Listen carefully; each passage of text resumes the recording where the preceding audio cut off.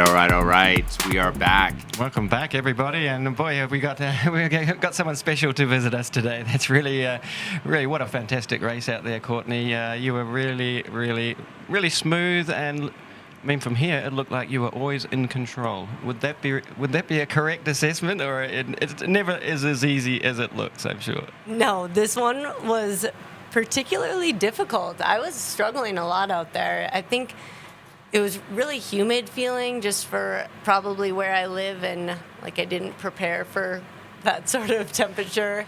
And then the daytime felt like we were just climbing in the mountains a lot, which I love, but it was like relentless. So I was very happy to get back here to Cortina to see that finish line and to sit down. Yeah, well, that's right. Because you're really from a really dry environment in Colorado, and yet coming here, I mean, even for us, it's a surprise to feel it as humid as it is today. It has been particularly humid the last couple of weeks here in northern Italy, like in general. But then, as you were kind of noting, it's also extremely green here in these mountains. You can kind of see sometimes the humidity coming up off of the small little lakes and rivers and just the forests here. It's so beautiful here. I couldn't believe it. If I wasn't going to trip and die because I was tripping, I would have looked at more scenery, but I was definitely trying to, on any of the hiking sections, just like take in the surroundings because I was blown away by the sights in every direction. You could spin any way, and it was so cool looking.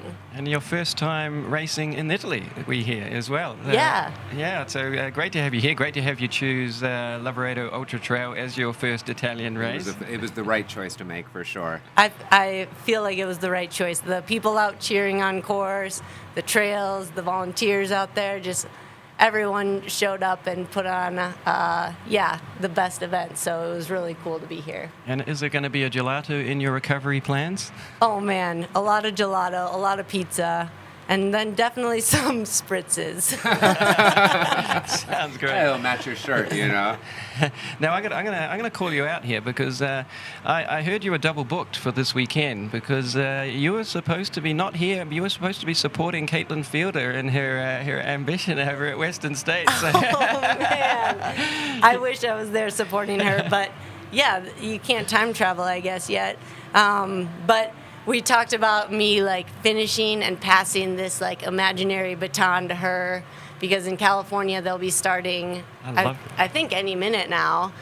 So it was kind of cool to like be able to do my race, and now they'll kick off Western States and we can all tune in and watch that one too. I love that. Yeah, with the time zones we can literally do that. We can a double header. We can 24-hour or no more than like 48-hour. No kidding. 48-hour ultra trail kind of what do you call it? Ultra trail. Help me here, Walter. Double time? Double header? Yeah, exactly. Back to back? Yeah, exactly. Yeah. You know, when you go and watch 3 movies in a row. Double feature.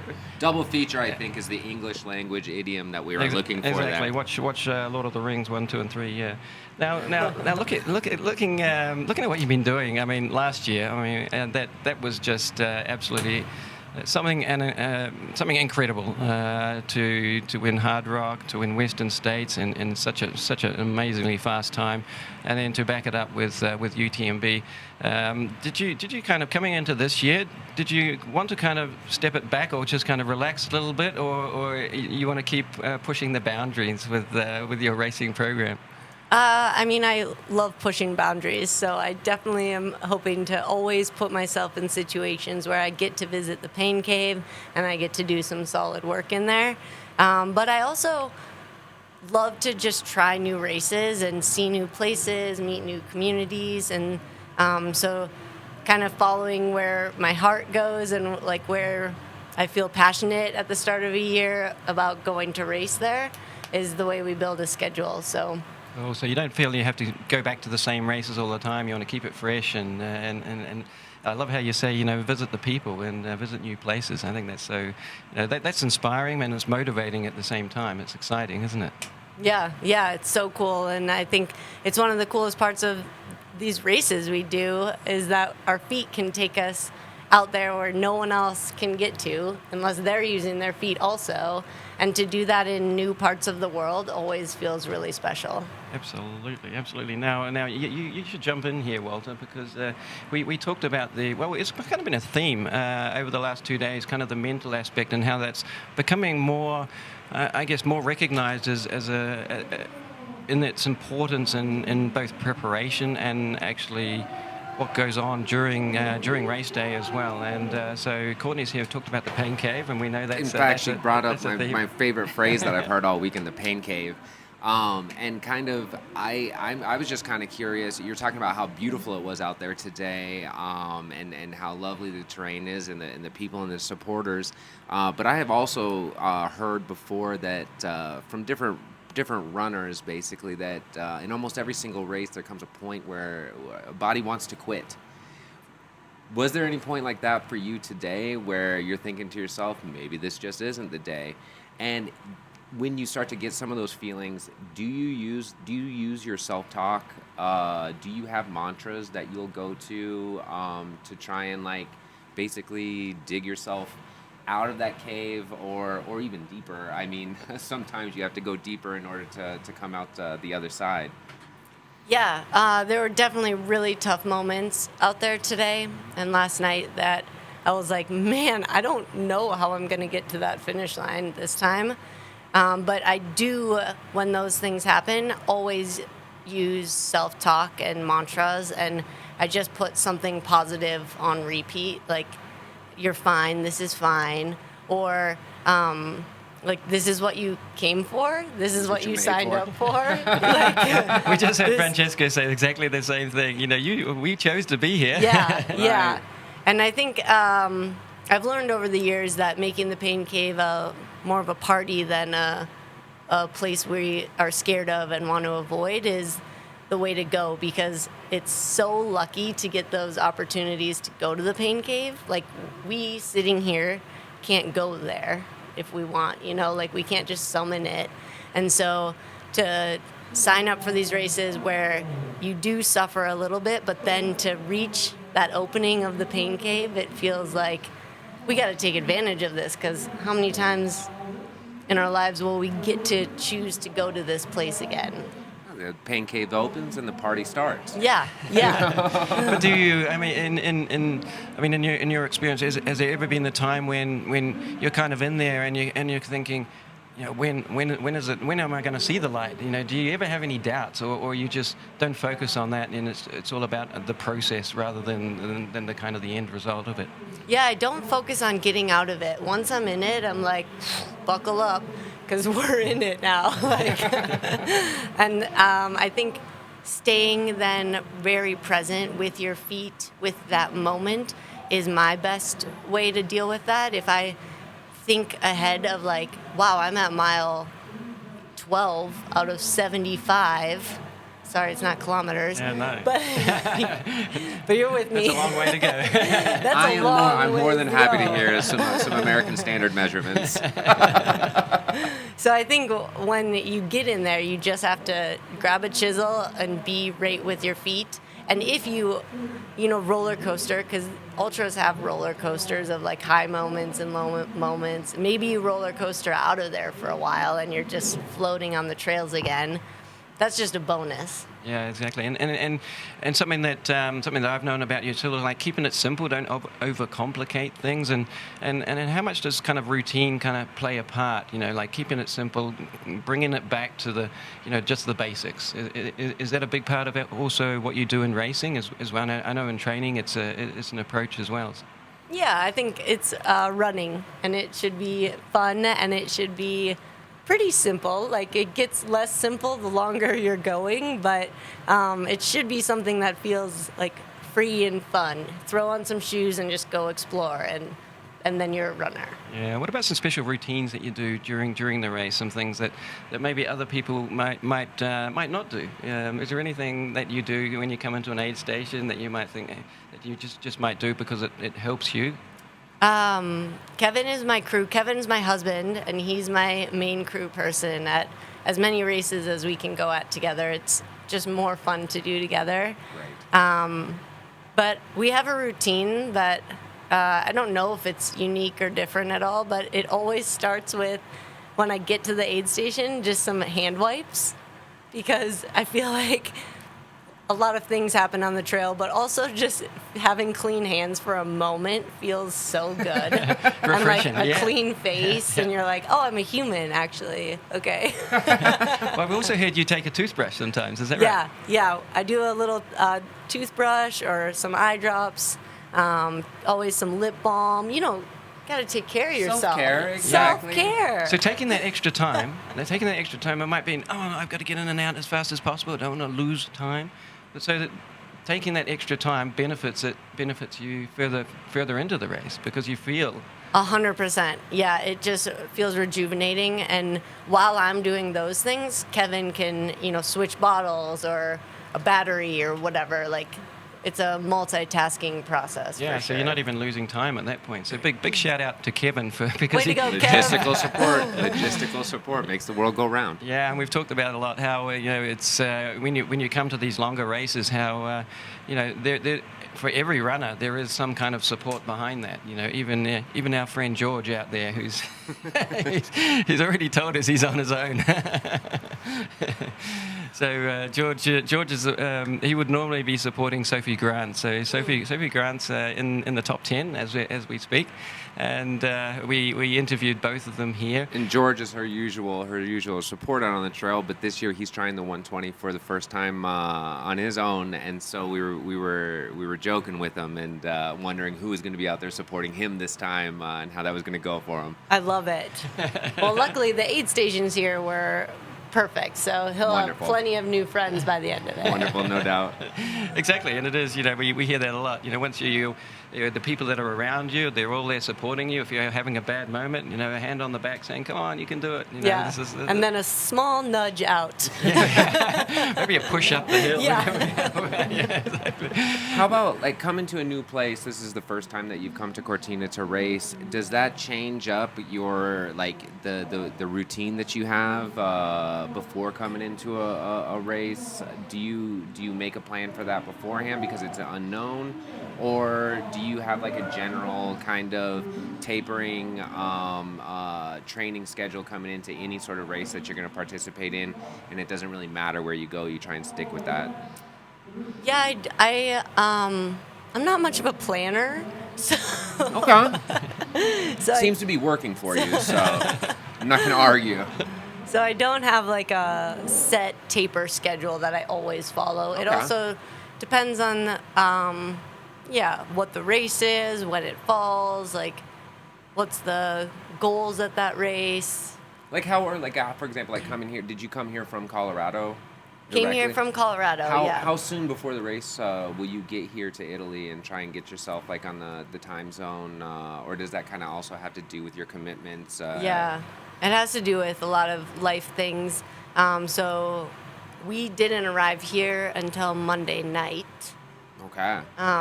But now that we've been here, we're like, okay, we are coming back for sure. Great to hear. And famously, you are self-coached, and your approach is more a day by day, based on how you feel on the day, and then you kind of adjust to that. And I think that takes a lot of self-confidence to do that, and to know that, not to feel the pressure like, well, today I really should be doing more miles because I have another big project coming up, and having the confidence to say, okay, today I'm maybe not feeling so flash, and just to know to listen to your body. And I think that's something that every runner should really take note of. So just maybe explain about that approach. So I grew up running cross country and track in middle school and high school. So I had running coaches then, and got to learn kind of the types of workouts people do, or how you might structure a week or a month to lead to peaking at the right time. Like, I have this, Rolodex from those coaches of just like, they were amazing, and just by being one of their athletes, I learned so much. And then when I started doing ultras, I just found it to be a fun puzzle piece to play with myself. Like, I am going to trial and error this thing. I'll fail a bunch of times. I'll do the wrong thing, or I won't read the signals that my body's giving me correctly.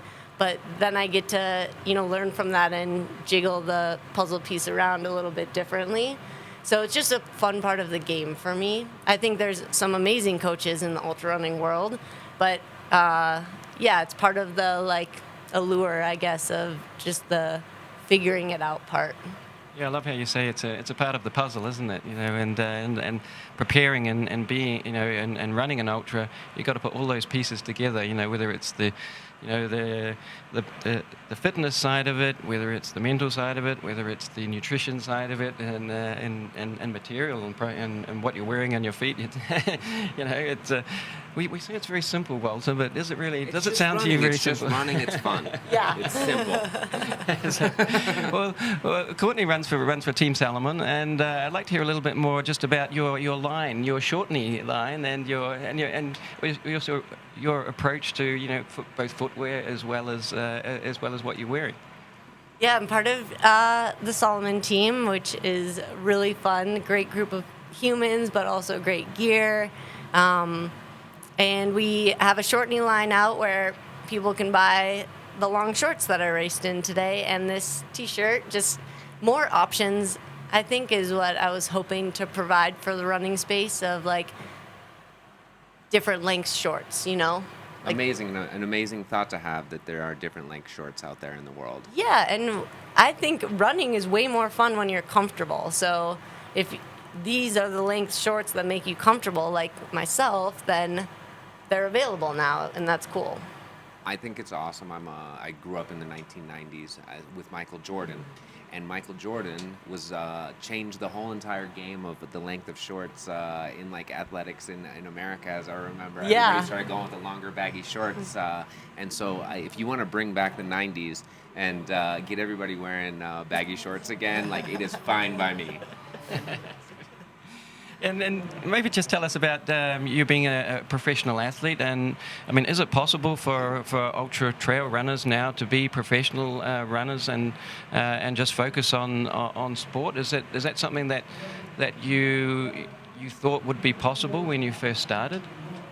When I first started, I didn't think it would be possible, but I wanted to go all in on running and just see what we could do with that time and with those years and races. So, but I wasn't thinking it will be possible to make a living doing this. The sport has grown a ton, though, in the last 5 years. I don't know the exact timeline, but now it's very common for athletes to be able to make livings in the sport, and more brands are getting involved, and it's a pretty cool time to be in the sport, to see that growth. Absolutely, and I think you and Walter have something in common, as far as I know. You're both teachers, I believe. You're a teacher as well. Yeah, I was a teacher. Oh, fantastic. What subject did you teach? I taught science. Oh, really? I was in the United States. I was a middle school math teacher, and then here I'm an English teacher. Oh, During the nice. day. Yeah. Are you on summer break now? Yeah, exactly. All The kids right. took their final exams, and summer vacation in Italy has started, and summer in Italy is a magical time. If you listen to the radio enough, you realize that they every year just write songs about the sun, and it is wonderful. But if you stay here long enough, you understand why. Yeah. I'm starting to get a taste of it. Exactly, for sure. exactly. And so maybe you could tell us about your future plans as well for the Yes, please. season coming up, and sort of what's, we might have an exclusive here, Walter. My only other race I'm currently signed up for is UTMB at the end of August. So. Okay, you're coming back. Yeah. Fantastic. Awesome. Yeah.